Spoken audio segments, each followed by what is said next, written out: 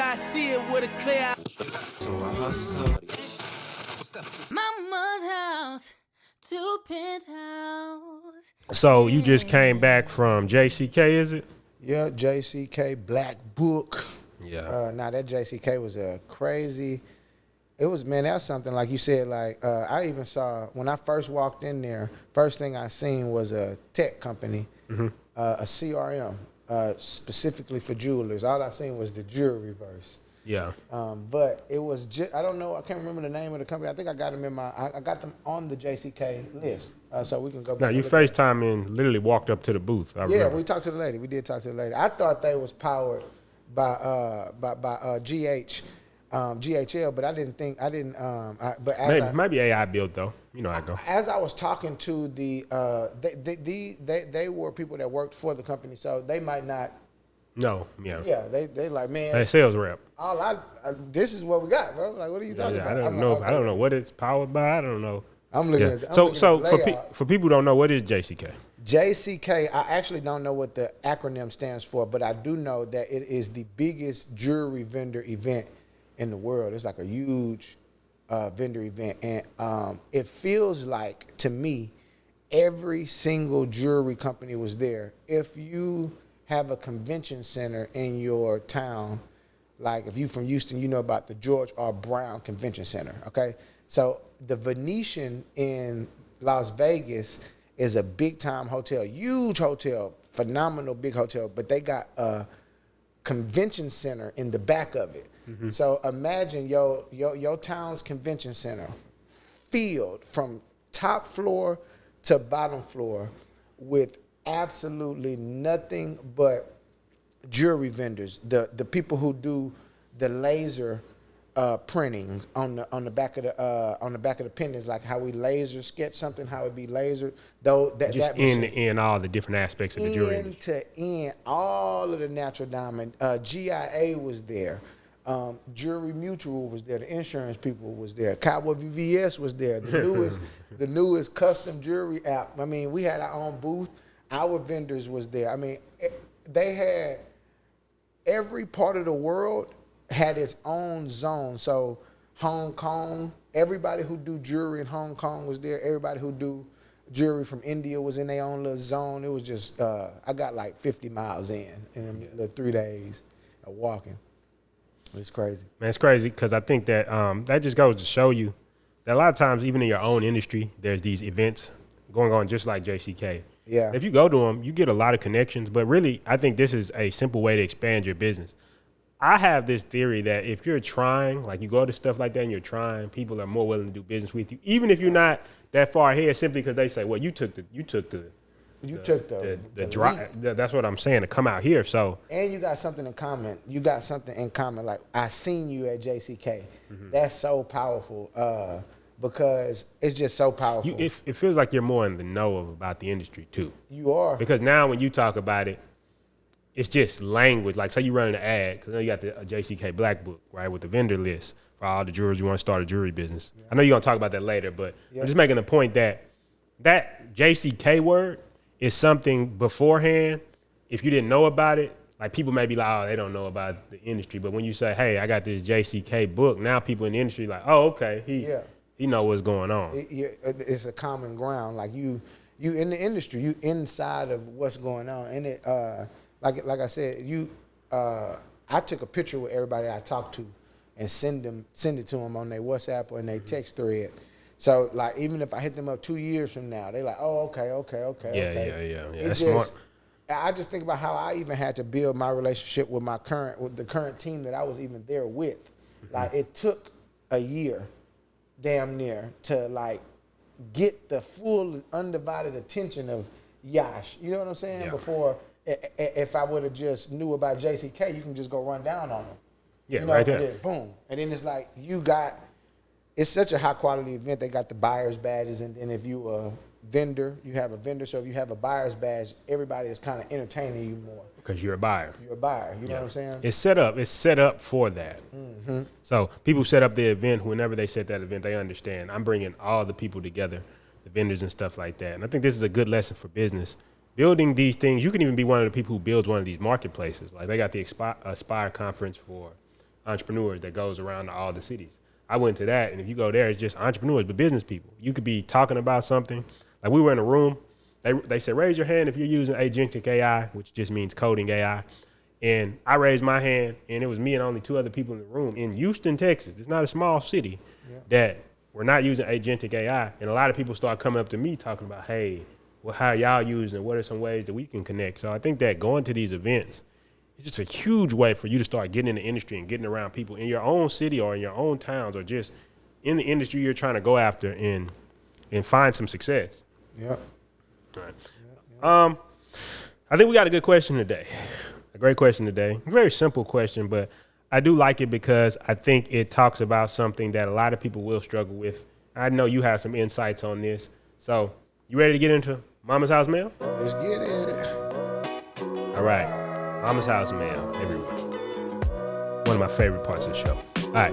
I have a lot of ideas, but I struggle to well, this is Lamar from Birmingham. Let me say that. Birmingham, Alabama. Shout out Alabama. Yes, I have a lot of ideas, but I struggle to execute consistently. How do I stop jumping from one thing to another? Talk about it. I just thought of something instantly. Finished or something.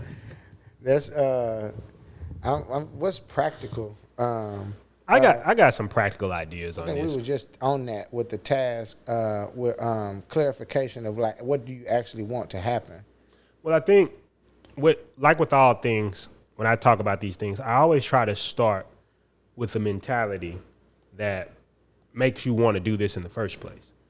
Entrepreneurs, I feel like, have this thought process that the more irons I have in the fire, the more that I'm doing, the more money I'm going to make.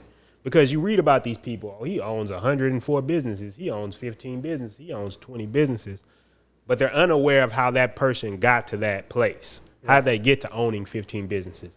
And what does it even look like to own 15 businesses? Because I can tell you off top, owning 15 businesses, if you're the person doing all the work, that's not happening.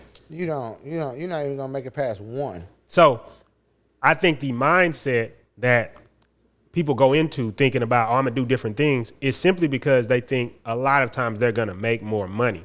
And I know this because I talk to entrepreneurs all the time, and they'll be like, man, why don't you do this? Why don't you do this? Why don't you do this? And if I got all these irons in the fire, logically it makes sense that you'll make more money.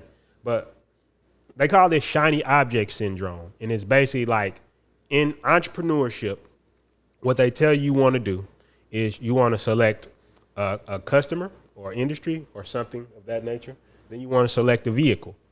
That vehicle will make you the money. So, for example, I heard this. I forgot who it was at a seminar. Might have been Alex Hormozy or somebody was talking about this. Mm-hmm. It's like this: the richest. You know who the richest self-made woman is in the world? She owns a roofing company.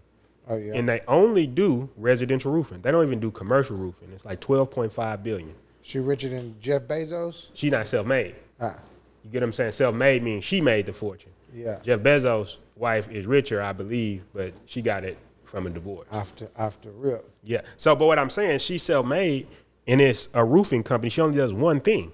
Yep. And I think a lot of people think, like, if I got 1,000 businesses, I'm going to make more money, when actually what ends up happening is you make less money in all the businesses because you're half-assing all of them. Yeah. So I think that if you just get out your mind this first part, which is just because you're doing a lot of things or you have a lot of ideas does not mean you're going to make more money, then that's just the first thing. But that's not the only thing. Yeah. I think the other thing is a lot of times people just don't have enough endurance to take an idea to completion. Assiduity? It's because it's like you get excited. Assiduity. You know, everybody sit your ass in a seat and do it, nigga. But I think businesses are like relationships. Mm-hmm. And what I mean is you fall in love with this idea.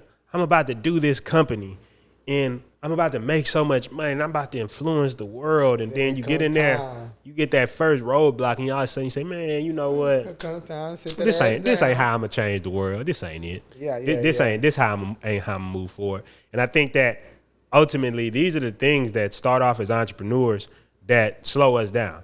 I fell victim to it early because I felt like that the more I was doing, the more money I would make. But when I look at a lot of these people who have done one business, and I'm gonna talk about the difference between having a bunch of businesses and one business. But I think there's a lot of people who do these one businesses and have billions of dollars doing one business, and we understand it's not money.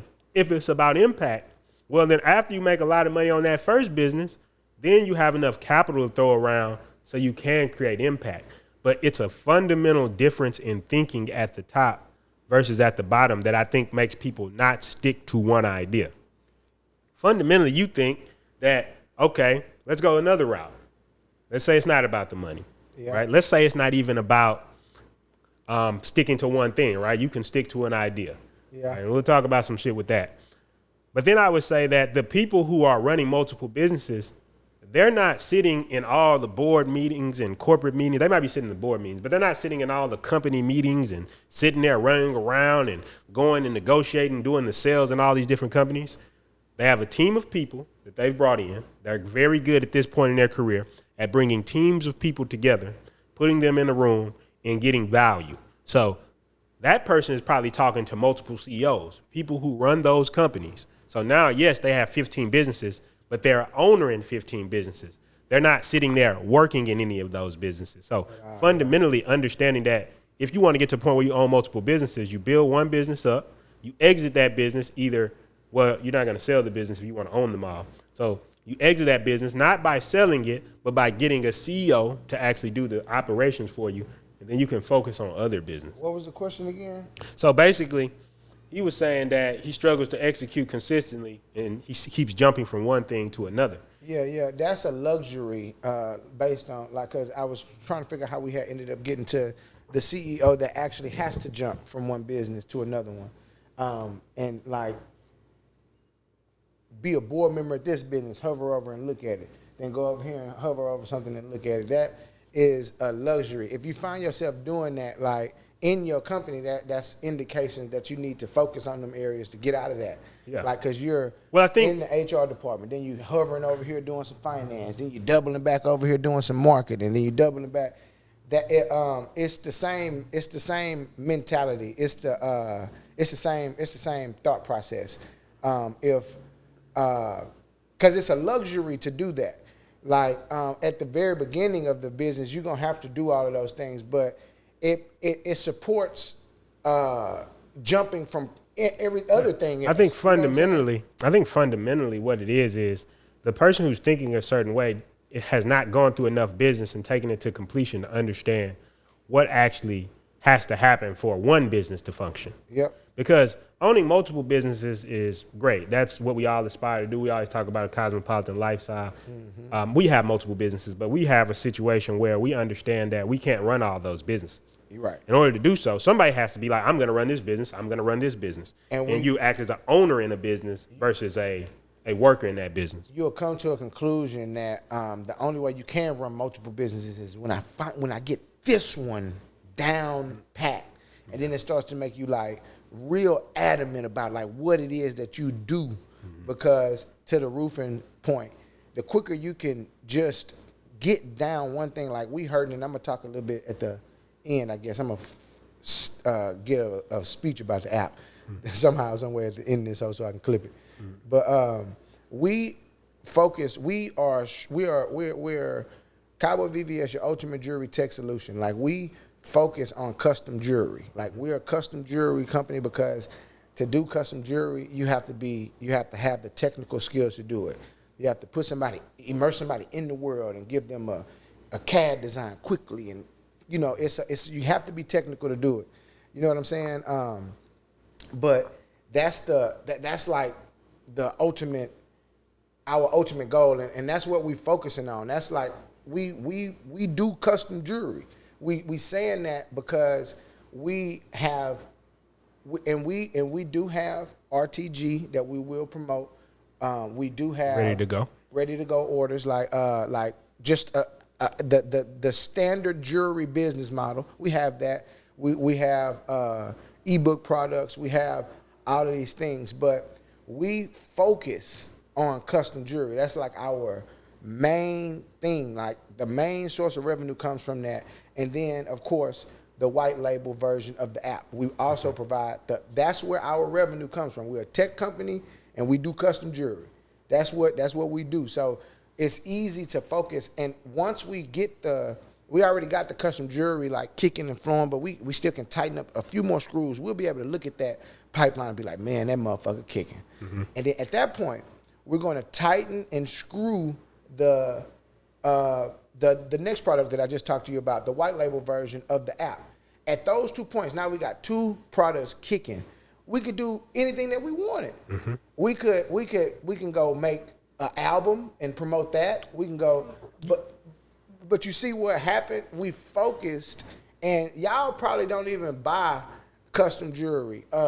Everybody in the world don't fuck with custom jewelry, but the people who do, they what they need. So you can't even see what's going on. You don't even understand like why this company is kicking and thriving, because they focused on one thing and then they tightened that bitch up and then they went to the next. You know what I couldn't accept in the beginning of business?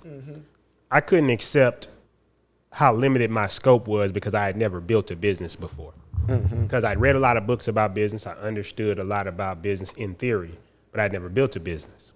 And I realized that as I built these businesses and I started putting these businesses together, and I understood not just the type of work that you needed to do, but the type of manpower you needed to actually leave something in it to continue to run without you. Like how much systems had to be in place, what type of hiring you had to be able to do, what type of staffing you need, the ability to actually put together ecosystem and company culture, how much of that you had to do if you were ever going to say, I'm going to leave this business behind. And I think a lot of times when people are doing different things, we have this deal mentality. Like, you know, in rap, when people get a deal, like somebody's going to give you a deal, like you're going to do this product and there's going to be this event where you go viral, then you sell 1 million pieces of whatever you're doing, or everybody comes to your business. It's so good that people start coming to your business out of nowhere. I think we think that these events are going to happen, but ultimately that's not how businesses are built, especially if you want multiple businesses. Because the thing is, after building up all these businesses, and this is something I know you can attest to, let's say you get to the point where you finish VVS in the sense where I'm about to bring another CEO in and I'm about to go work on another business. Doesn't matter what the business is. It could be a restaurant. It could be whatever. That second business, how easy would it be for you to construct that second business? And I'm not talking about you going in there and doing the work. I'm talking about how easy would it be for you to say, oh, I need this person for the HR department. I need this person for the marketing department. I need this person for this department. I need this person for this department. You've got a bunch of money from this other business. So now you could just be, hey, we know I'm about to invest this money over in this business, hire all these people, get this staff, hire the right people. I already know that it's going to cost this much to do it. The workload that I have my other staff working, I got them working like 1 or 2 hours a week, everybody. So I could probably hire them to do this other company over here. Same thing. You see how quickly it'll be? Well, a lot of times, you know, when people are owning multiple companies, that's what they do. So, for example, you have a marketing agency. So instead of making a marketing department at all your other companies, they take that marketing agency and then have it do the marketing for all the departments. It just fulfills the marketing department and all the other. Exactly. HR. Have an HR company. You're not getting an HR company necessarily because you want to be the king of HR, but you got 12 companies. Why would you have a different HR set of people that you have to hire and over and over? You just have them handle all the stuff across the HR. And what I'm saying is, these are things I couldn't have even conceived of in the beginning because I didn't understand how one company ran. And I think that if you understand, I guess the point I'm trying to make is if you just train yourself to understand is that you have to at least go through it once if you want to complete all these multiple things that you want to do. I have people coming to me all the time because they'll see me talking about business and say, bro, we should do this business idea together. And I'd be like, nah, I'm working on this right now. They're like, but you could do this and you could make this. I'm saying, I'm going to make just the same amount of money here. It's not money. It's not like I'm going to make more money because when I go over there, I'm going to split attention over here. And now this is not making as much money. Whereas if I just go over here and focus on making one part of my business better every day. Oh, I just made the ads better. I just made the seminars better. I just made the webinars better. I just made the fulfillment better. Each time I do that, I'm potentially bringing more money into the exact same business. And I think a lot of people miss this point because they're just going to go to another thing and they don't understand that this subtle build up of skills that are hard to see, they're not tangible. It's just a base understanding of how business works. I always give the immersion example because the more I sit there and listen to Japanese, I notice every day I just kind of understand it more. And I think that's what has to happen in business. You have to immerse in it to a long enough degree to where you just kind of understand how companies are structured. Mm-hmm. Don't you get the sense now that you just kind of understand when you look at somebody's business why it wouldn't work or why they wouldn't be able to get to that point? Not hating. You're like, oh yeah, you could get there, but you're gonna have to do this. What they say in the country and in baseball, ain't but a few ways to skin a cat. Come on now. And in baseball, they used to say, you know, it ain't but it's only you don't got to make this shit, you know, rocket science. It's like there's a fundamental way to catch all fly balls. You know, it's like it's a fundamental way to do this shit. You know what I'm saying? It ain't but a few ways to get this type of shit done. You know, one of the fundamentals is anytime something goes in the air, you go back. The more and more and more and more and more you play baseball, the more and more you'll realize that how important. Sometimes if you pay attention, you go watch highlights. Sometimes people they're so good at the fundamental. They hear the ding, and then they just run back, and then you got all the time in the world to be like, where did there it go, and then now you can go do it. This is the same thing in business. Ain't but a few ways to get this type of shit done. Yeah. You hiring people, that's called HR. Mm-hmm. Okay? You got to do your finances. That's the finance department. You probably are going to need to be good at getting money, crowdfunding, grants. It ain't but a few ways to skin this type of fucking cat. You got to get customers. You got to get customers. You have to do some type of marketing. If you coming from the sports background and you and your partners used to be like, you know, sales is whack. You're going to get in real life. You're going to create that company. And that mentality is going to have you obsolete and thinking about every other thing but the sales department. You're going to need, and ain't but a few ways to skin this type of cat, my nigga. I'm telling you, it ain't that type of cat. You know, it ain't but a few ways to skin it. It's a big, you know what I mean? That's what I'm saying. And the immersion part of it is, the reason I keep bringing that up is because when I was first learning, I have that, when I get locked on to something, I'm gonna go in, right? So I'm studying. I work on the business all day, and this was my hobby, right? Yeah. I'm studying it. I know a bunch of words, but I don't understand. Yeah. Because you just have to listen and get used to the way the words are formed together, the way this set of words comes together. Like, for example, be careful. Everybody, because you've heard it so many times, you don't even think about what that's actually saying. You just know what it means. Somebody's telling you, hey, when you're out there, be safe. Don't get anything. Don't harm yourself. We just understand it because our mom told us this. People have told us this thousands of times when you leave. Hey, be careful. Be careful. Yeah, but so, it's entirely different ballgame when you're out there. But I'm saying the word be and careful, be in a state of care. Yeah, it makes sense or whatever. It makes sense, kind of.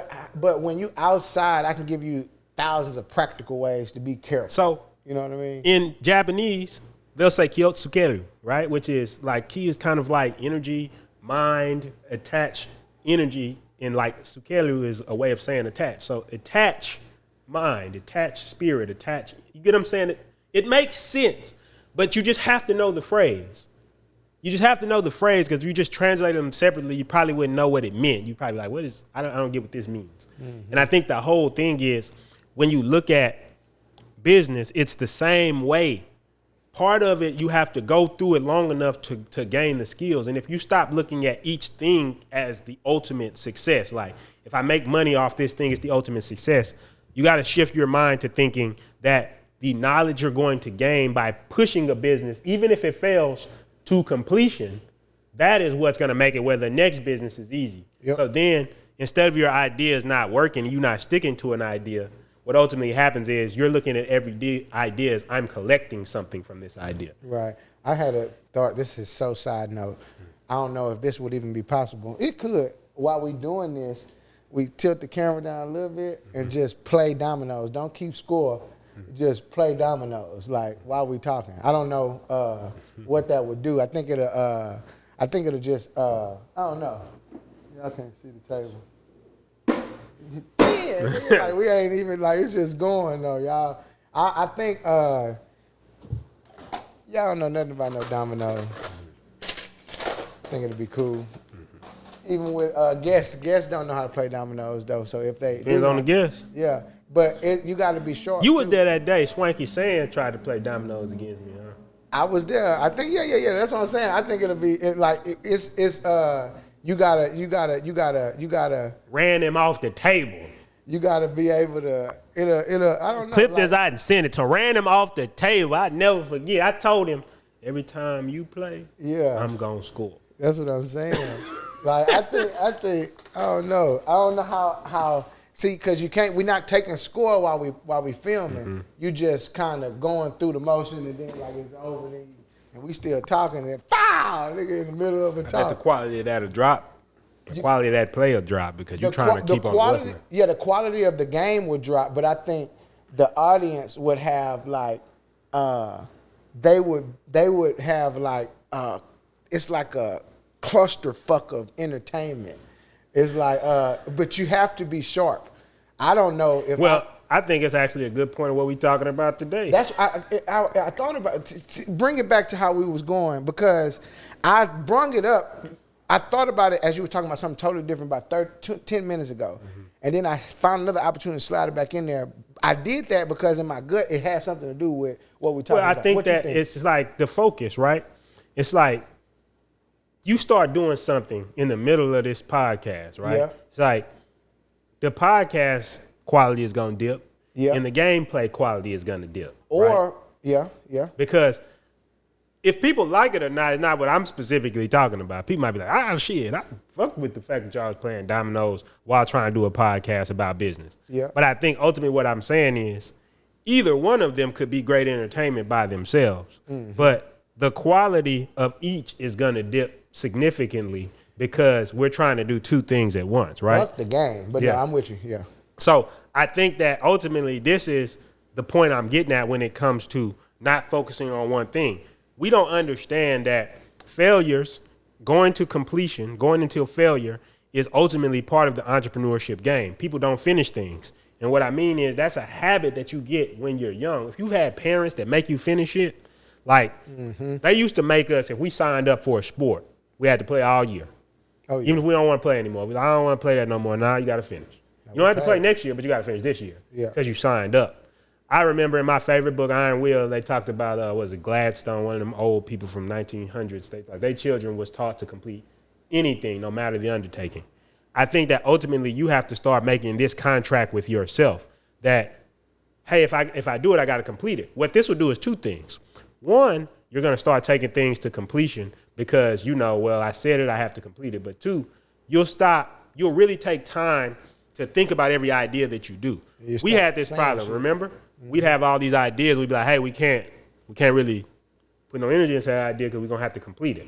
Yep. So that way, when ideas come up, you could shelve them, you could write them down, you could have them in a little book and be like, later, I'm going to get back to this. But if you think about every idea that you start putting energy into, you got to complete it. My thought process with ideas now is 72 hours, I need to do something for it. Within 72 hours. So even if it's something internally in my business, so we do the webinars, we do the 24-hour empire where we teach people how to build an automated business. When we thought of that idea, the same week, we had already had something launched for it. Now, it's in lines with what we're already doing. That's a key factor about it. But I think the whole thing ultimately is if you do this, if you say, hey, look, I'm going to make a covenant with myself. Covenant is a strong word. I like it. I make a covenant with myself that everything I do, I'm going to complete it. No matter the outcome. I'm not worried about if it win, lose, or draw. I'm going to complete it. Then what's going to happen is you're going to build the habit of completion. Most people just have a bad habit of being okay with things being left undone. That's just a habit that all of us have gotten. And the people who master the habit of just completing what they start, even if it's trash, tend to be the ones that succeed. Because you'll find in business, for you to complete something in business without quitting, there has to be something catastrophic that happens that makes it where you can't continue that business. There has to be like the entire industry just doesn't exist anymore. Like you were selling VHS tapes and then you just can't sell VHS tapes no more because nobody will buy them. Otherwise, what's going to happen is you're going to figure out how to pivot. You're going to figure out different areas and ways that you can grow the business. You're going to become better at business. So if you end up quitting or stopping a business, most likely the end result of it will be that you've built a business. Yeah. Because that's just how business works. You could go into a business thinking one thing, and then 5 years down the road, your assumptions are completely different. And then the whole thing is starting over, the longer it's going to take for you to get somewhere. Yeah. It's like, I used to give the example of like video games back in the day. They didn't really have save points. So you had to beat the entire game in one sitting. Video games fundamentally got easier when you could save a lot. I ain't talking about RPGs. I'm talking about like regular games. You'd probably take 2-3 hours to beat them, but you had to sit there the entire time. Yeah. If you died or the power cut off, you had to start that shit over. Nowadays, if I can save at the end of each level, that's an easy game. Because I can just, I'm going to go to level 2, and I'm going to play through level 2. Most people live their lives like they back in the day, and they don't have no save. It's like, oh, okay, I've done this thing, got this far, didn't get any information, didn't get any understanding, and then I just do a new idea. And then 10 years go by, and you're doing a new idea, and a new idea, and a new idea, and a new idea. And then you get old, and you say, man, that business shit don't work. And then you telling some young kid, don't follow his dreams because that shit don't work. You never saved. I'm saying you got to start saving your progress. You got to start taking the information you got from one idea and say, bare minimum, let's do this. Bare minimum, each idea, you have to extract one lesson from it before you can leave. Yeah. Bare minimum. Because I guarantee what's going to happen is you're going to look at the whole game you're playing different. You've just changed the criteria of what you're trying to do. I'm trying to extract information from my ultimate success. Because we talked about this before. What are you ultimately trying to do? Are you doing all these ideas so you can make more money? One idea can make the money. Are you trying to be significant because you want to be like, well, I'm a person with all these businesses. I got all these businesses and stuff like that. Well, in order to do that, you have to make one business work. Otherwise, you just create more headaches and more time for yourself where you can't really do anything but these businesses. I think ultimately, once you understand that, then that changes and shifts the way you look at the game altogether. Yeah. Yeah. The other thing I'll say is there's a great book called The Winner Effect. So this book, to me, categorizes how you should think about this. And it's probably the most practical part that I could give when it comes to getting good at completing things. The winner effect basically talks about the idea of when you have a small win, like say your house is messy. So instead of trying to be like, I'm gonna clean the entire house, baseboards, all the crazy shit, you just focus on doing something simple every day, making sure your bed's clean every day. Yeah. What'll happen is you'll get that win. You'll say, well, I'm gonna make sure my bed's clean, and then I'm gonna make sure the front room is put together. Then you got another win. Then I'm gonna make sure the bed's clean, make sure the front room's clean, I'll make sure the kitchen is clean. You got another win. Then eventually, what's that guy that's doing? He got the winner streak. That's the same type of concept. So each win sends off dopamine in your mind, which makes it easier to win in the future. And a lot of people don't understand. Every time you quit, you're not engaging your winner effect. You're engaging the loser effect. Yep. You're getting used to losing. So every time you get an idea, part of your brain is saying, but it's not going to work anyway, so why should I continue? That's one of my things, I think, because there's a sense, there's a middle ground. Like, you should understand when you should get out of something. Mm-hmm. But that's like something I'm big on. I just don't know how, I'm not a quitter. I'm not a person that, you just got to, like, let's do everything. Man, that's a good point, though. But let's analyze that, right? Yeah. But then you do got to understand, all right, that's done. Let's do this now. What are you trying to obtain, right? That's the main thing. Are you trying to obtain some type of ego victory? Or are you trying to obtain some type of information for you to ultimately succeed? Exactly. Defining your ultimate success, to me, is what makes you understand what to get into and what to get out of, right? If I'm a person who's trying to build a business, right? And somebody comes along and says, hey, I need a partner to do OnlyFans. I ain't talking shit about OnlyFans, people. I'm just making the point that that's not what I'm ultimately trying to do. So if that's where the business is going, I would get out the business, not because I'm a quitter, but it's not going towards my ultimate goal. Right. And I think that's what I look at. I could do one business, and the business is just not the play. But because my ultimate goal is to build this lifestyle where I have all these businesses and I have all this stuff going together, what I would still take from that business is some type of lesson that, I was doing this business over here. You had the porn company, right? Mm-hmm. We took a lot of marketing lessons from it. That's all I got from that.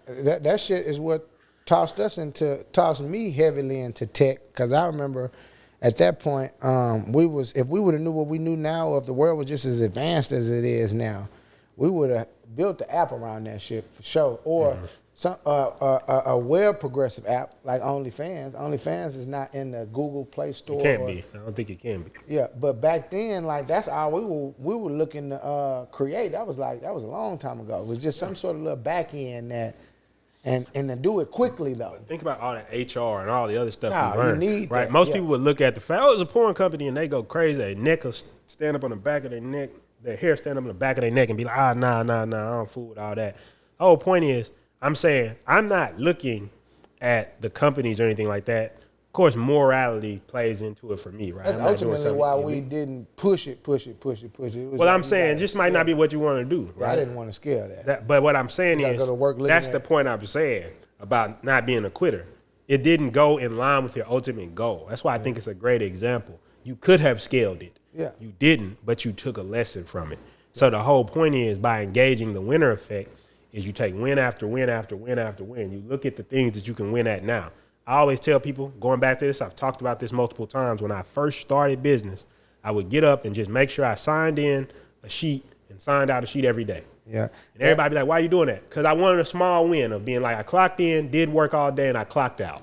I wasn't even worried about making any money. I just needed to get this part of the shit down because I had never really worked in a corporate America before, so I had to build the habit of working every day. Right. I didn't ever back then.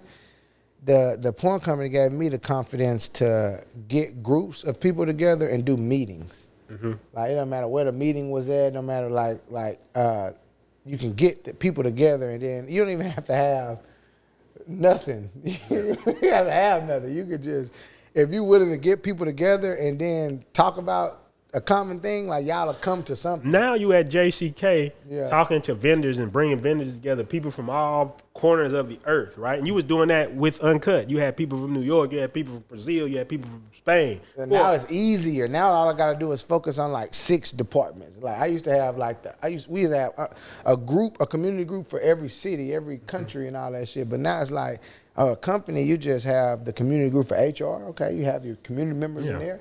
You have a community group for finance. And I'm going to say this, you just got to get a little bit more heart. I feel like people just be quitting so much shit in life. It's just crazy to me. People are come to me, family members with ideas, and they're talking about the ideas, and they're super passionate about it. The next week, you ask them about the idea, and they're like, oh, what happened to that idea? I remember people be asking me right now. Everything to do. They be like, oh, you still be learning Japanese? I'd be like, yes. Yeah. Like, yes, I said I was going to do it. And I think the whole thing is when it comes to people, they're actually shocked by that. Yeah, We're not even talking about they're just shocked. There is no stop in the journey of business for me. That's what I'm If saying. this business idea doesn't work, that's fine. But ultimately what I'm looking for is information from everything. We've done a lot of projects that didn't work.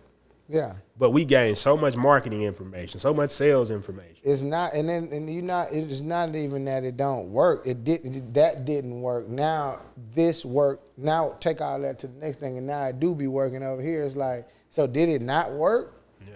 Did it really not? I watched this video a long time ago. This was when we had the catastrophe of Instagram explosion going down. Yeah. And he was talking about being in business. He said, it's better to be in business. He said, let me explain what I mean by that. He said, you got business A. So you go into business A, think you're going to sell business A. But when you're in business A, somebody tells you something, and you figure out, oh, you actually can build business B. Yep. And business B becomes the ultimate business. That's Why what- do I know that's true? Because that's how Instagram explosion got started, because it was like, we were doing one thing, and people kept saying at the time, man, we want to grow our Instagram. We figured out we had a tool that could do that. And that became one of the main streams of income because that's what people really wanted. But we never would have found that had we not been in business A. And if we hadn't been in it long enough for something to come of it. Yeah, that's why I think we at with VBS, and I take the time to talk about the app too right now. Like right now we do custom jewelry, so we have a lot of clients coming in to do custom jewelry. It's a very fat ass hole in the market with like the industry not having anything for custom jewelry. So us doing custom jewelry very well is great. It's great. It's always going to be great. But what it's opening up is like a lot of people's eyes like, damn, like, does that cost a lot to do that? Like, a lot of people are just they sincerely need this sort of application. Mm-hmm. You know how many companies have multiple applications? So you can have your shopping application, you have your custom jewelry application. You know what I'm saying? So that is leading us to hitting the marketplace with the AI Diamond Direct, with one of the last packages that allow you to white label the app service. And I believe that that's kind of like what we're talking about. Like, you hitting the market with one thing, but then you realize people want something else. Yeah. But as I'm talking about this, we can save it for the end. We getting about 30 minutes away. I can still get in there right now. But while I'm talking about the app, I can clip this for everybody that's, cause like that's like, and that's why I'm thinking about that. If you see me just staring, I'm just thinking about like just the tech side of like what we're going through as a company right now. You're finding a new thing because you're in business. Yep, and we're in and that's what I'm saying. If you quit, so to this question, you're going along, you quit, right? You're going along, you quit. You're going along, you quit. Right here was actually where some insight that was going to help you be successful was going to happen. But every idea just stops. Like, you don't really get any real insights until there's a hardship into the business, to me. Yeah. Until something happens where it's like, damn, this never happened before. Yeah. People can pay you money because you will have the understanding. You've been far enough down the road to tell people, hey, don't worry about this. Don't worry about that. If this happens, we can do this. It's very easy to quit doing custom jewelry with what we going through with the technical things. Like the app is experiencing like it's everybody can't get in right now, whatever. It's very easy to be like, man, fuck that. But right after this is the answer to all 100 clients that's on the Diamond Direct. For us to provide peace of mind, for us to provide a very solid service, for us to actually tell them, hey, we've been through a time period where we didn't have access like we had. Right now, there's 100 to 200 people just standing outside of the app waiting to get in for them to do X, Y, Z. And we're just experiencing something with Google where we have to get the appeal and stuff like that. It's a process that would go through, it's a process that ultimately if you quit right here, you'll never have the answer for. You know what I'm saying? It's like you have to get through it and go through it so that way while you providing the knowledge for everybody else, you know exactly what to do. And we already know what to do. We've already been through, the ball is in Google's court and stuff like that, but that's something that we can explain to the clients and stuff like while we're white labeling, or if they experience anything, these are things that... And they probably won't experience it now because we had the understanding of it. Yep. The problems that you go through, I've always told that story. I don't know if I've told it on this podcast before about the farmer, but who knows if this is good. And I think ultimately that's the thing that I try to explain to people when they're going through things. I think the objective that people are going into it with is wrong. That's why they quit. When I was learning Japanese, I went on a forum. Somebody said, well, I wouldn't learn this language because it's hard. And then somebody put right under, he said, that's a silly reason. We do things because they're hard, because they're difficult. Yeah. If we want to be entrepreneurs, we do these things because they're difficult, right? You wanted to get into the industry and you wanted to create custom jewelry in a way that was tech-based. Yep. Nobody has done it before. Yeah. So what you thought it was, I know not you, I'm just making a point. You thought it was going to be easy? Right, that's crazy. But when you solve the problem and you reap the benefits from it, everybody going to be like, oh my God, it's so great that you did this, but we never know if something is good or bad. So it's important for us to just remove the detachment from everything. Yep. And I think that ultimately the reason people quit is because of two things. I talked about some of the things in the beginning, but I think it's also attachment and just being an idea person. Like, you don't really want to win. Like, I be hearing like some people, they do stuff like you just said, that's a silly reason. Some people doing it because they're taking on a challenge, and some people are doing shit just to show you that it don't work, or to show themselves that it don't work. Like, that's a good ass point. That's the core thing that we're talking about. Is like, why? Like, what are you doing this for? Well, you want to confirm that you're a loser. Yeah.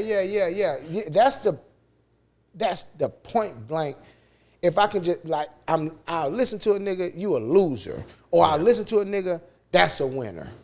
It's the night and day, bro. It's like some people gonna go out there. That's why and win. Some people gonna go out there and lose. That's why I talk about this shit on my story. That's why the movie The Hustler, the book The Hustler, is so good because Fast Eddie Felson is like the best pool player in the whole United States, and he goes and plays Minnesota Fats. And he working them. Bah, bah. He's like, yeah, fat man, I got you. It's me from here on out.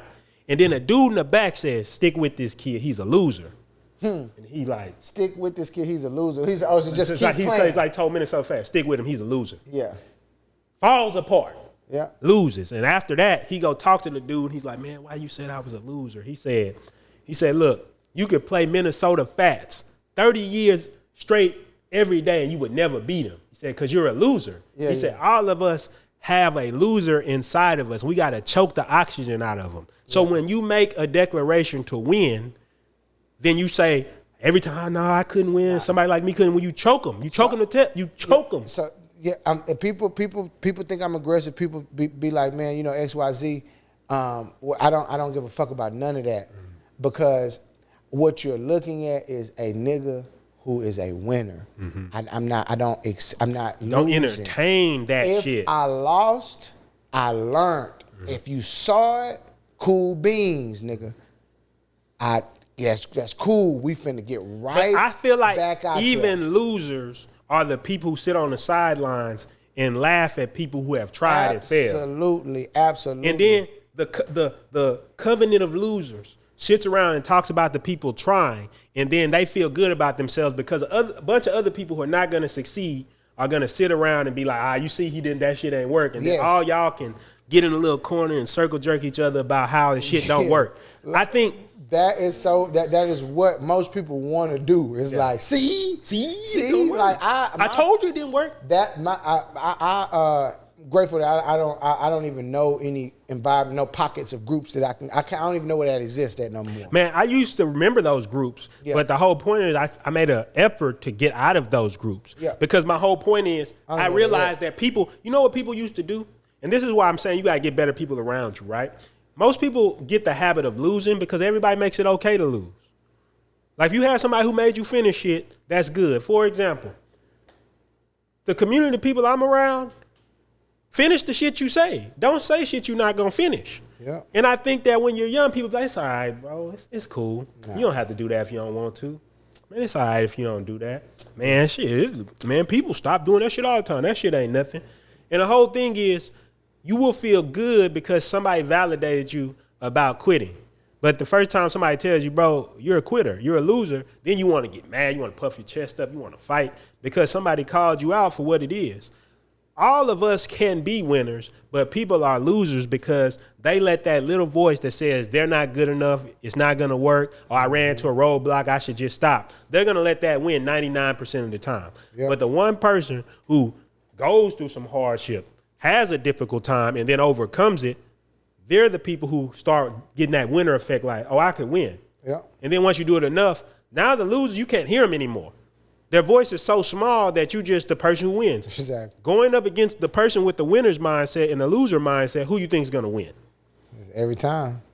A good match is two winners. You know what I'm saying?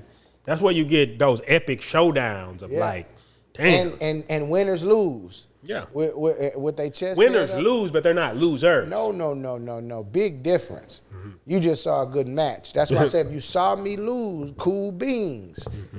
But you finna see me play again tomorrow. It's just what it is. I'm getting back up and I'm getting back out there. Yeah. I don't care.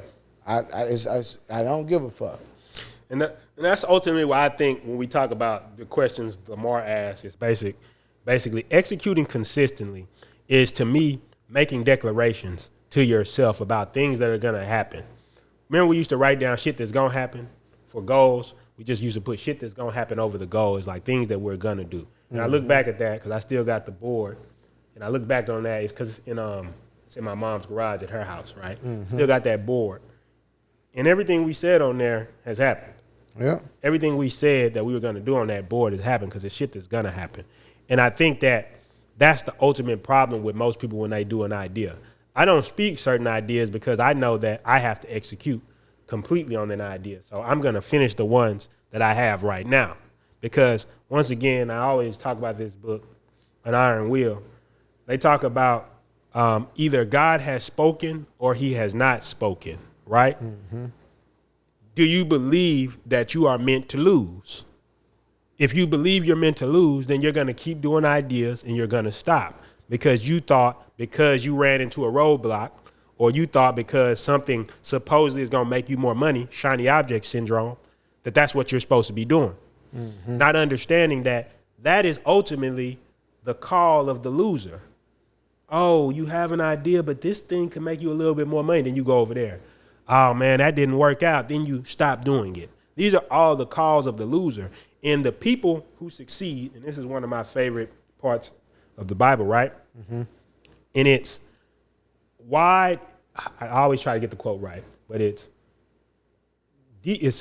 large and wide is the road that leads to destruction, and many fall into it. But narrow is the road that leads to life, and only few find their way into it, right? Mm-hmm. And I start to understand that to be successful, to get an idea accomplished, that it's always a narrow road. Yep. And that narrow road is what ultimately that we're talking about with Lamar here.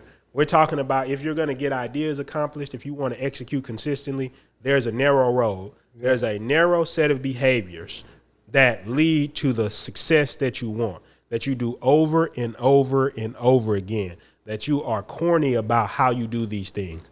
Yeah.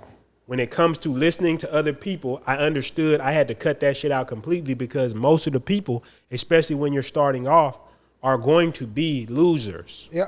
This is not talking shit about these people. No. Because back in the day when I was bullshitting, I would have been one of the people saying, bro, that shit can't be done. Yeah, see, but that's why I made a decision. That. I did not want to be a loser. And you can make the decision to be a winner. There will be people who would get under this right now and talk shit. Ah, man, that ain't how it go. Because some people have these situations and they got this stuff that they came from this background. Losers. Yeah. Because every situation you think about, somebody has overcome it. There's been people with much worse situations than me or you, and they've gone on to be winners and be successful. So the question is, do you actually want to win? You said it. People don't actually want to win. Mm-mm. You have a bunch of ideas. You struggle to execute consistently. But the whole point is you just haven't decided that I'm going to take one idea to completion because you got FOMO. You see somebody making money trading over here, now you want to go trade. You see somebody making money over here doing this other thing, they're marketing, now you want to market. You see somebody over here making money selling jewelry, now you want to sell jewelry. You see somebody making money over here being a lifeguard. I don't know, you now want to go do that. Mm-hmm. Versus you having the fortitude to say, this is the idea that I want to do, and I'm going to take this to completion, and we're going to see where this goes. Right. And I think that's all I think about on a daily basis. I don't care who's talking shit about me. I don't care about who's saying I should be doing this or should be doing this because don't nobody know better than me because I've done enough internal work to understand what my ultimate goal is. So on the way to that ultimate goal, I'm not going to listen to people who are destined to lose. I'm going to listen to people who are going to win. You know what the winners tell me? If I make a mistake or if I fail, they say, it's just part of the game. Yeah. Now you know. Now you got some more data. Let's go. But the losers are going to be the one talking shit, telling you, yeah, bro, I told that shit was going to fail. That's why I don't do that shit. Trying to laugh at your failures and shit like that. We laugh at the top people. Party. You don't think it's strange that when people who are successful fail, people laugh at them? They don't even know the person. That's why people on YouTube that do the downfall videos, like you watch it because it's not like you just like eating or something. You just want to consume some bullshit real quick, but it gets a lot of views because people like to see the downfall of something. You know what I'm saying? Like they want, like the Poetic Flacco videos on YouTube, like the shit that Floyd Mayweather is done. It's like you want to see that. You like the people like that shit.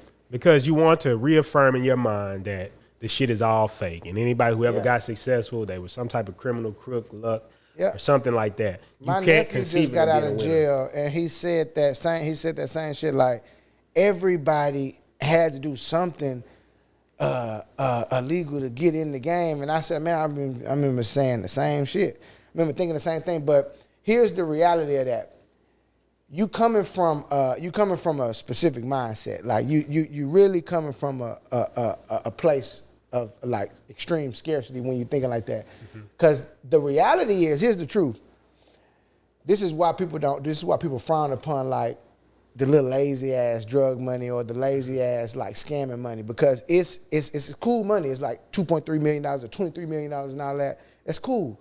But you don't realize how much actual legal money, I'm talking about products and services, I'm talking just shit that's just spreading throughout the ether on a daily basis, like from account to account. Like you don't, cause I didn't see it neither. I remember being around nothing but like sports players and the scammers and the drug dealers and like how like everybody in this world did a little bit of something, you know what I'm saying? Maybe not the athletes or something like that, but if they don't, it's just a mentality. Like you really think that that's such a small pocket of the world. 8 Pillars of Prosperity is always such a great book because there's a part in there in the integrity pillar, right?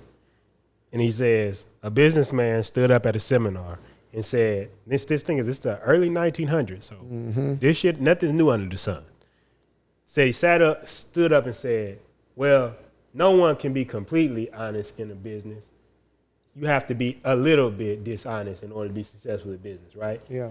And then he said he thinks he has made a profound statement about the business world, but he's only made a profound statement about himself. That's really how, it's like you just saying you would do something. That's all you saying. And I've had moments where like you at a point like you like, man, you know, like ultimately your character, your how you decide to do stuff will determine where it goes. End of the discussion. It don't matter. Like even if you have thoughts like, man, I don't even know what to think like right now. I can't even. Man, the mind's just an association machine. If you're down bad and there's some money sitting right there, you might have a fleeting thought like, I should take it, but you're not going to do it. That is your integrity. That is your human autonomy to be like, I'm not going to do something negative just because I'm down bad. Right. And there are people who are going to give in to that for survival. But what I'm saying is, when I look at it, I say to myself, I understand that there are ways to win the right way. Yeah. And the reason I look at these old books and they say certain things like the 8 Pillars of Prosperity, it really helped me with that idea of crooked people win, right? Yeah. The point they made in the book was this. They said, if you look at all the 8 Pillars of Prosperity, right, the 4 pillars they talk about are really the most important. The other ones go down to like things like impartiality when you're talking to, but whatever. The first pillars are energy, economy, integrity, and systems. One of the points they made that really stuck with me was that people will say that somebody is successful because they're crooked or that somebody failed because they're a good person. And they said, but that's incorrect. The person who is crooked may have certain virtues that the person who is not crooked doesn't have. So, for example, systems. Yeah. I don't give a damn. You could be the most piece of shit person ever. If you know how to put systems together, you're going to make money. It's in the discussion. What the 8 Pillars of Prosperity also says is when you don't have all the pillars, then it's possible for your temple of prosperity to be destroyed. To get penetrated. Now, if you're going around the law, and I'm not even making a moral statement about should drugs be legal or nothing like that. No. I'm not going that deep on this episode. But what I'm saying is, if you're operating outside the law and you put together systems, you will get ahead. But what will eventually happen is your temple of prosperity can be torn down because you're lacking a pillar. Yeah. That's all it means. It's very fundamental. Yeah. It's very fundamental. That's why after a while, not because it's some. I just want to say this last thing because there's some people who are good people. Yes. But they do not get up and do the shit they need to do. They don't know how to put a system together. Yeah. If you want to farm, you have to learn how to farm the right way. It doesn't matter how good of a person I am. If I go to the farm right now, nothing's coming out the ground. I don't know what the hell I'm doing. Yeah, it's the truth. But yeah, I didn't want to cut you. I just had to say that. You was just saying the same thing. You was saying the same shit. It's the truth. It's like shit. That's it's the, like, come on, man. God damn it. And I think that's ultimately like what I would say to you, Lamar, as far as execution. You can get as practical as you want, but I promise you a lot of your entrepreneurial things that people ask, a lot of it comes down to the mentality and mindset or people wanting permission for somebody to say, hey, this is how you can do it. It's okay for you to go do it. But I think that to become a true winner, you got to start giving yourself that permission. Yep. You got to start being a person who wants to engage the winner effect. Take an idea to completion, even if it's a simple idea. Set a goal so you can get out of the idea. Hey, I got to at least sell 100 T-shirts if I'm doing a T-shirt business before I get out of this business. Mm-hmm. Something that gives an exit if you want to do multiple things. But I would say better than that would be you have to extract some type of idea before you can leave something. And I feel like if you just get into the point of sticking in with shit 6 months, 12 months, you're going to ultimately start seeing that, there's universal principles and lessons that you can learn in all these things. Mm-hmm. If you do that, you're not going to be around the other people who are losers, who are saying it's okay for you to quit or saying it's okay for you to give up. Because I guarantee if you was around us and you start doing that shit, one or two things is going to happen. One, you're going to get tired of being around us because we're going to keep bringing the shit up. Or you're going to say, fuck them, they was on some other shit. Then you're going to call us crooked, and then you're going to say, see, that's what I'm saying. Too much they pressure. They had to do some shit. They always trying to talk down on somebody, and they think they better. They not even doing that much. It becomes this thing of you just figure out ways to lose. Yeah. And I think that is truly demonic energy, right? That's the shit that's like, it's like a little hand is pulling you back to mediocrity over and over. Yeah. Because when somebody tell you some real shit, you rather talk shit about them than just say, bro, you know what? Nigga just told me the truth, bro. I am bullshitting, bro. I say, man, it's tough. You gotta get to a point like you gotta to accept constructive criticism is a very personal, developed skill. Mm-hmm. Like to be outside, like looking for that shit. Like who got something for me, you know? Mm-hmm. Because it's so easy to be like, to just get mad when somebody tell you about yourself. You know what I'm saying? Mm-hmm. But to your point, though, that's what most people is doing because you're just a loser. I know a loser more than anything now at my age now. Just like, woo, mm-hmm. Boy, damn, boy, you need to shut the fuck up, boy, because you sound just like everybody I lost in my life, like just losing ass motherfuckers. Like, I mean, they ain't even dead. Niggas just not even, nigga didn't even die. Nigga just no longer around just because it's tense. You know, like the environment is different. Like if you say something here, you're going to get held accountable for it. That sucks. That's like going to the Navy, nigga. That shit is not easy. Even speaking negatively, we probably be like, hey, man, it's so much easier to call your cousin that normally y'all just be shooting the shits. And like, see, man, see, cuz, that's why I don't even be on that Instagram shit. Exactly, bro. You see, like, everybody in the relationship shit, you know what I'm saying? Exactly. What about the 1,200 other relationships that ain't on Instagram that are, like, you just see it, you engulfed in something, bro. Like, you engulfed in something. And that's why I'm saying I think that people just get seduced. Yep. Because they're so focused on the external world. The whole thing is, what I've learned is that the less you focus on that shit, the easier it is. The less you're looking for some milestone, because a lot of times you're switching all these ideas because you're looking for some milestone, right? Man, you heard my boy just got rich doing solar. We should do solar. Mm-hmm. Man, my boy just got rich selling electricity. We should do electricity. The whole thing is you're looking for something, but you could find that. I'll say this last thing, because it just makes me think about it, because it's a great story if you've never heard of the Acres of Diamonds, right? You ever heard this story before? No, we're going to put it on the Cowboy BBS page, though. Acres of Diamonds. So this is the story. I'm going to try to give a Clips Notes because I know we pretty far in right now, right? Acres of Diamonds is basically, there's a farmer, he owns a farm, and he wants to find diamonds. So one of the preachers comes around and says, there's a place that I heard you could find diamonds, but you got to travel very far for it, right?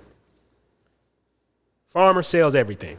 Sells his land, sells everything he owns. He goes off to find diamonds. On a quest to find diamonds. Years go by, he's looking for diamonds, and he never finds them. He just dies old, out in the desert somewhere, washed away, right? Now, back at the farm, there's the new farmer has kids. So he's out there, their kids are out there in the field, and they pick up this big stone. And they take it in to their dad. He just puts it on the mantle. The preacher who originally told him comes back and says, hey, what did the farmer come back? They're like, nah, why you ask that? He said, because that's a diamond on your mantle. He said, where'd you find that? He said, oh, it's a bunch of them in the yard. So he goes out into the yard, and they dig up under the farm, and under the farm is an acre of diamonds. And the whole point of the story is a lot of times you think that there's this other place you need to go in order to find success, or this other thing you need to do, when all the success you ever needed was right here with everything that you already have. Right there. And I think that's the whole thing with multiple ideas and shit like this, and getting seduced by online what everybody else is doing. You have all the tools you need to be successful. You were not put on this earth without the tools that you need to succeed. And the reason I know that is because if I met you in person and I looked at you, I can look at another person who has the same background, similar skill sets, similar looks, similar build, similar whatever, and they've been successful. The only difference is what they think. They think like a winner, and the people who are meant to lose think like a loser. So I'm saying, let's just make that shift to start thinking like a winner. Be a winner, God damn it. You got any final thoughts? Be a winner. Be a fucking winner. Choose to win. Think like a winner. Do what the winners would do, whatever that is. First, start off by stop losing. Stop thinking like a loser. That's easy to say, but you know them losing ass thoughts that you associate yourself with. Mm-hmm. Just shit. It ain't. Don't feel bad. Everybody got 60,000 thoughts a day, so some of them gonna be some losing thoughts. But I'm really good at that was so whack. Why the fuck would you even think that, DJ? Like, that's so lame. This is what we on. Boom, and we landed on that. That's what we acting on. So that's really my final thoughts. Let that mind run, and then it's gonna land. It's gonna do some whack shit. You know what I mean? But let that motherfucker land on some player shit and take action on the player shit. And choke the little loser out. Choke the little loser. We are still the webinar for custom jewelry. Right now we're focusing on getting the app approved, the appeal approved for everybody that's watching. Like, we are still doing orders the old way, how we did it before, all 7-8 years before the app came out. But we are strongly getting everybody, getting the app situation situated. So we're gonna get that situated, and then everything else, just go to cowboyvvs.com, and then my personal brand, countrycowboy.com. Of course, we're doing bookings. We still active and attractive, so tap in with us. We're going that route. Yeah. I think that was pretty much my final thoughts, what I just said. All I would say is that look back on stuff we said, like understand like mindset is important. Like, what is your ultimate goal? What are you looking for? Understand that a lot of people that go out and do stuff, they get new ideas because they think it's going to make them more money when really it's not that. If it's not that and you just have difficulty being consistent, I would say just understand that be a winner instead of being a loser. Choke the loser out of yourself and understand that each idea, you're trying to extract something. Be like a miner. Like, I'm trying to extract something from every idea. So when I enter an idea, at least if you're doing a bunch of things, you're extracting all these ideas for the ultimate big idea. And I'll say just get around people, or just remove yourself from people who encourage you to not finish things, encourage you to lose, encourage you that it's okay to be mediocre. Mm-hmm. That's something that I've been focusing heavily on, which is curating my environment, because I think that curation of your environment is super important. You put people in your environment who are losers, they just gonna start saying loser shit around you, and then you're gonna end up losing. Exactly. So with that being said, that's what my ideas on execution. That's my ideas on execution. Choke the little loser out. Choke the little bitch out of you.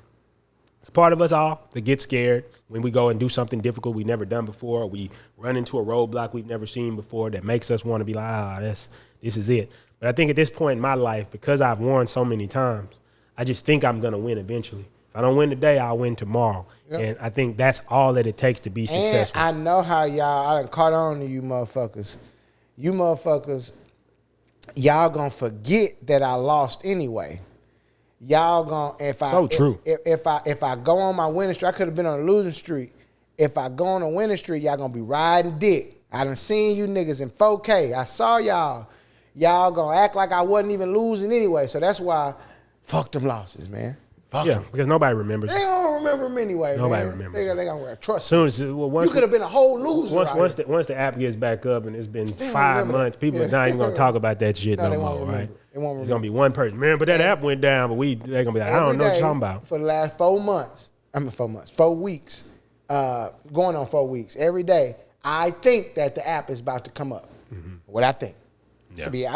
This is what I believe. I believe because they just haven't checked the approval. I think they just not looking at our appeal, bro. I feel like Google, what's up? No, they gonna get it done. Google, but I think the whole point is, if you believe you're gonna win, you win. If you believe you're gonna lose, you're gonna lose.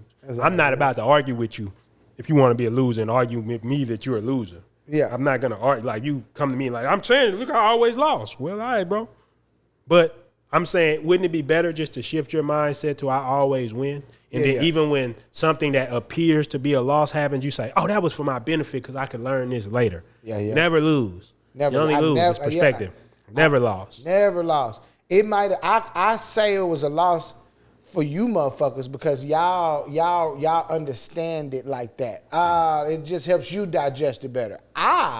We in this community learned, and you got more brownie points. You got extra. And I don't give a fuck who thinks it's corny. That's the whole thing I want you to get, man. Fuck these people. I don't usually talk like that, but fuck these people, man. These people don't give a fuck. If you go on tomorrow, they're not going to care, bro. Why you care about it? Finish your idea. If the idea is silly, you can make money off it. You can get money off it. This is a lot of consistency is internal shit. It's internal shit. You're getting bored. Business gets boring at certain points. Mm-hmm. Getting up and doing the same pitch deck every day over and over and over, getting on sales calls. You think this is exciting shit? No, but I did it. I did it over and over because the bigger vision, you get a bigger vision than the one idea. None of these singular ideas are that big of a deal to me. There's the bigger vision. And if you worried about these people talking about your losses, bro, they're not doing shit. Mm-hmm. You find me a super successful person who is going on the internet talking shit about people. They're usually talking shit about people because that is where they're making their money. Yeah. They're making money talking shit about successful people to you. Yeah, $142,000 a month, man. I'm disconnecting from that shit, and you should too, because I feel like once you remove yourself from all that shit, the pollution removes from your mind. You can think clearly, and you can finally see what I'm talking about. That all that other shit was phantoms. They're ghosts. Doesn't even matter. Somebody talking shit about you under the shit, it may bother you, but it don't matter ultimately. It's not like the person who really fucks with the shit is gonna go, I was about to buy. Let me go see that one comment from random person 6. Mm-hmm. I think they're fuck niggas. I ain't buying that shit no more. Right. Doesn't work that way, right? Let them hate. That's them. They're in that little cloud of shit. But let's go be winners. Let's win some shit. And that's really all I got to say. Where can they find you? Country Cowboy, 2 Y's, and then countrycowboy.com, and then Cowboy VVS Express in the Apple Store. When you get in the custom piece of jewelry, and then cowboyvvs.com. RTG coming soon. JCK Black Book. If you want you a vendor, the JCK Black Book is going to lead you into the Diamond Direct. Maybe you want my vendor. Maybe you want the exact vendor that we use at Cowboy VVS. We're going to introduce you to the Diamond Direct, and then we're going to get you a CRM so you can send invoices, you can manage your pipelines, and we're going to get you the white label version of the app. That's simple. Bam. Bam. Prince Hicks on everything. PRINSTON HICKS. 24-hour empire. Every Tuesday, we dropping that, which is how to run a business, fully automated without you. We're going to talk about the systems, the tools, the softwares, everything you need in order to do this. Have AI agents, all that shit. If it's confusing to you, if that world is confusing to you, we're going to demystify that entire world every Tuesday. You can hop on there, run through it. And if you get in, we even have the Wednesday meetings where you can be on the revenue flywheel where we walk you through every aspect of your business. So get in there. I'm super proud of that. And besides that, websites, apps, all that type of shit, we're doing all of that at the Centerverse. And we're looking forward to helping you build something. I'm on a mission. I'm going to keep saying it over and over again to help build 1 million 7-figure businesses. And I want you to be one of them. So we got to do talks like this to get you in the right mindset. And then getting you the skills and the tools is extremely easy. That being said, I've been Prinston Hicks, Country Cowboy, Country Big Checks Cowboy. See you next week. Let's get it. I came up from nothing. Started from the bottom. I see it with a clear eye. So I hustle. Mama's house to Penthouse. Yeah.